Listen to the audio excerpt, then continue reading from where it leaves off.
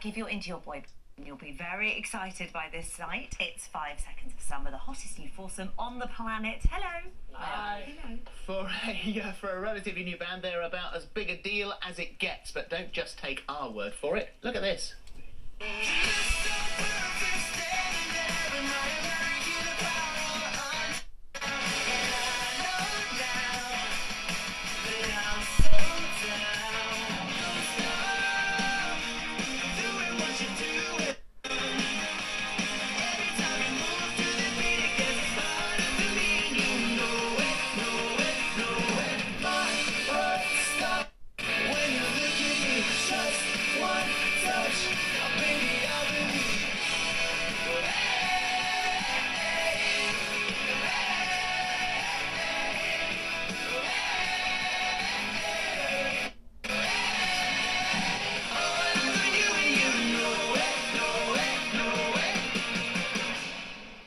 Please welcome Michael, Luke, Callum and Ashton. Yay! So nice to have you here this morning. My goodness me, what a time you've been having. This has been a mad few years for you guys, hasn't it? It has. Yeah, it's been like 2.5, 3 years now of just, you know, craziness being a band. So it started, it was you three first of all at school, wasn't it? Yeah. So who's the initial person? Who's the instigator? At first, we were about 15 years old, and Luke started putting up covers on YouTube, and Michael came up to Luke. He's like, we should start a band, and really knows how I got in the band. I just kind of wedged my way in. He was friends with showed up.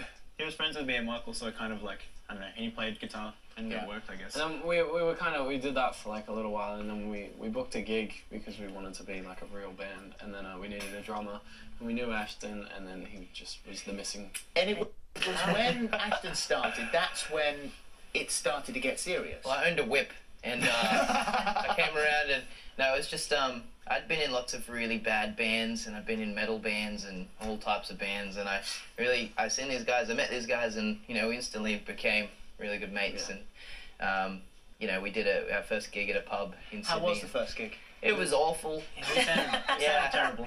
Did you? We did lots of bad like covers of Blink-182 and everything like that, and 12 people came. There was supposed to be 200, and that's what Michael told me, and that's why I did the gig.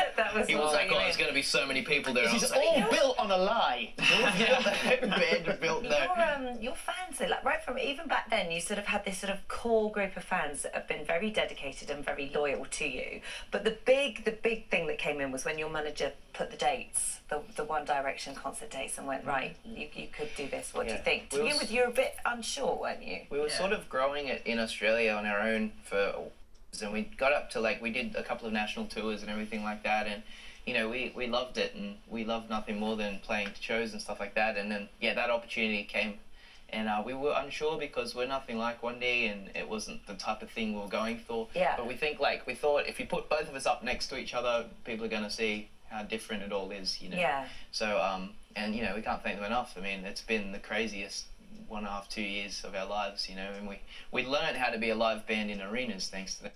I was going to ask you about that because it's not something that just happens. You do have to learn how to do it, don't you? Yeah, definitely. I think to be a good band, you have to just play a bunch of shows, and you have to be a bad band before you can be a good band, I think. And I don't know, we just played a bunch of shows, and they gave us the opportunity to. But you can't be a bad band too many times doing shows. You actually work really hard for a year just on yourselves. All of last year for us, while we were touring with them, was basically just like learning, you know, our stagecraft and how to be, you know, a good live band, and that was kind of our goal. And they were very helpful as well, weren't they? Yeah, definitely. Yeah, I remember Niall used to watch from a little crack in the stage every night for 132 shows or whatever it was, you know. That's really supportive, and it's nice that they're supporting something that's rock and stuff like that, you know.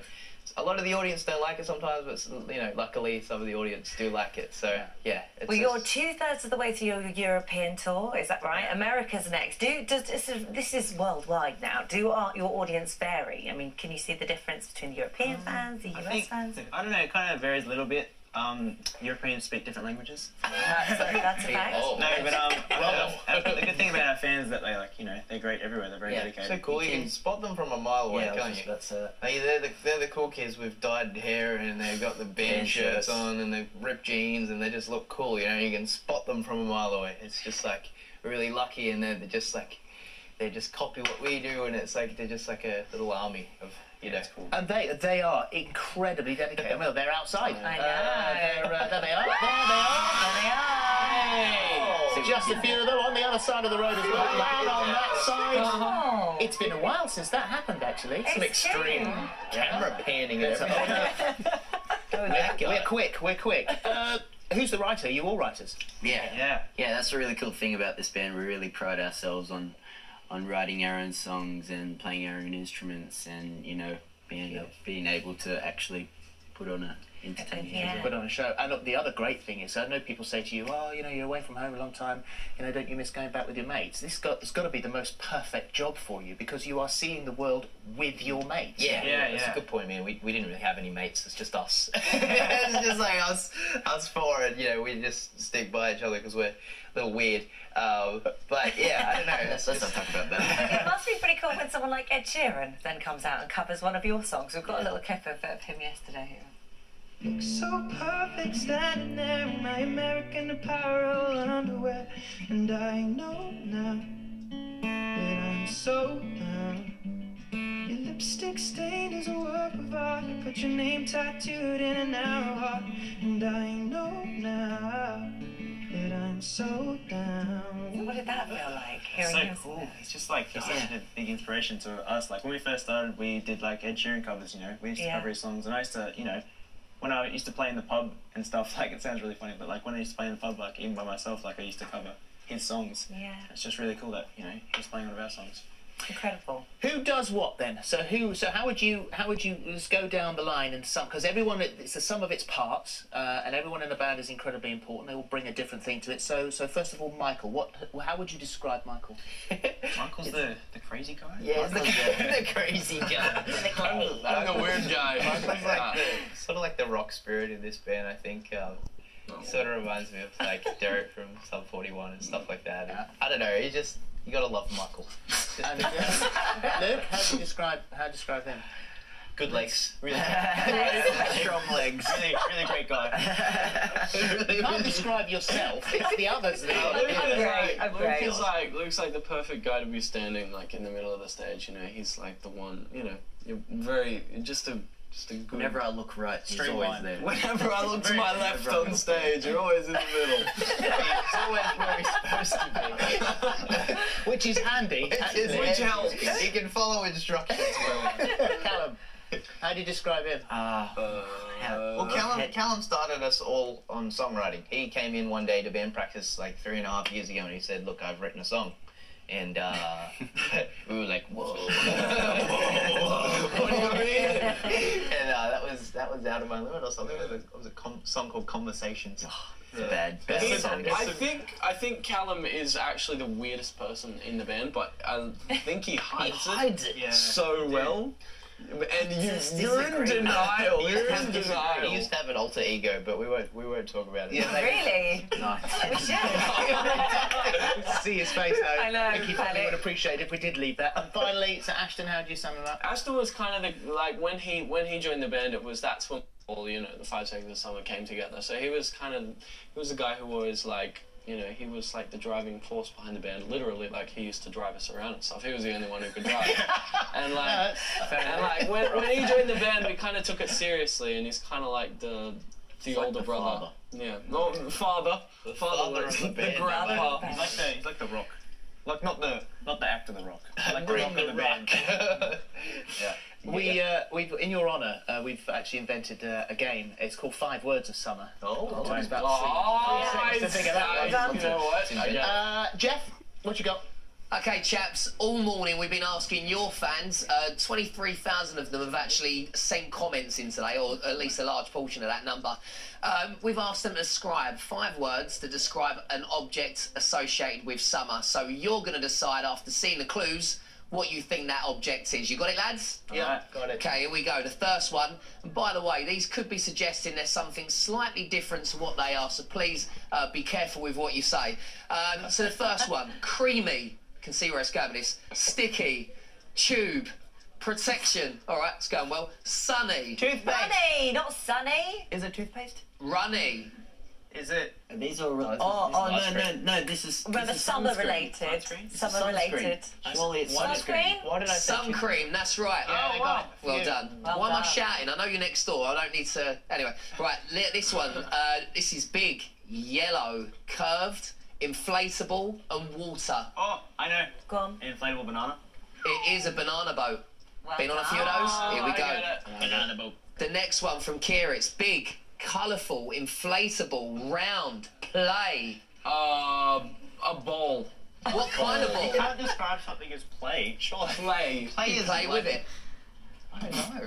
How do you describe? You can't describe something as play. Actually, you got it. inflatable, You got it. it's I think round they and got you the beach play ball. with it. They said beach ball. Beach ball, cool. Beach Moving ball. on. Daniel says it's round, it's fast, light, distance.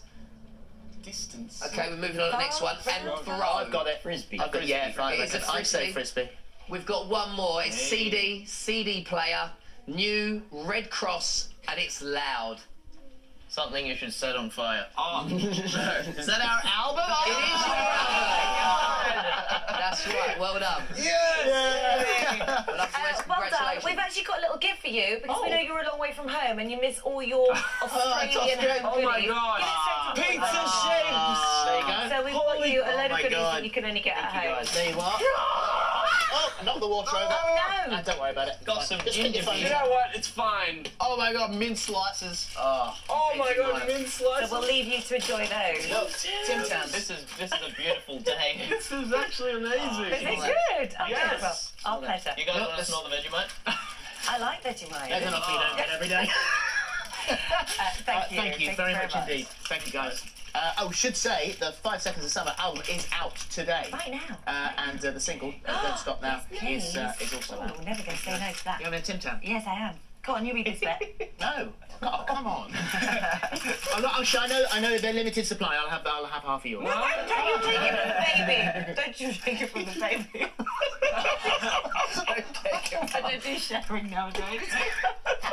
Oh my God! Right, still to come, John Barrowman. You got really vicious then. I saw it in your eyes. Chocolate. John Barrowman on his brand new album and being honoured by the Queen.